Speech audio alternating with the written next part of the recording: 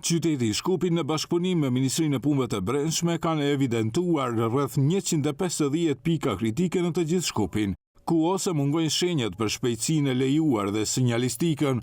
ose duhet të riparohen. Vendet më kritike sipas Gjorgjevskit janë në afërsi të shkollave, ku parashikohet të vendosen policë të shtrirë apo barrikada me qëllim ngadalësimin e shpejtësisë automjeteve.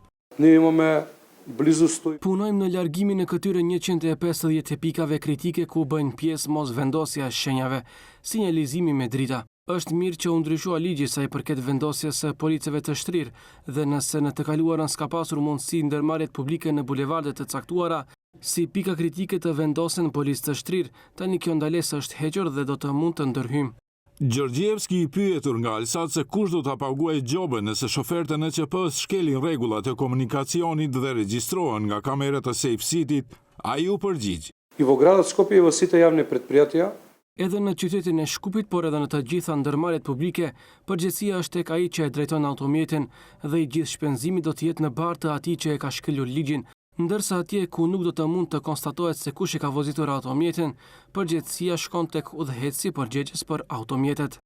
Sipas Gjorgjevski, në periudhën e ardhshme do ndërmerren veprime sipas praktikave të kompanive moderne në botë, me përdorimin e GPS-it dhe pajisjeve për lexim kartash, për automjetet e ndërmarrjeve në mënyrë që të identifikohen shoferi dhe të monitorohet lëvizja automjeteve. Kjo mas sipas tij vjen pas keqpërdorimeve të mëparshme, përfshirë edhe keqpërdorimin me karburantin.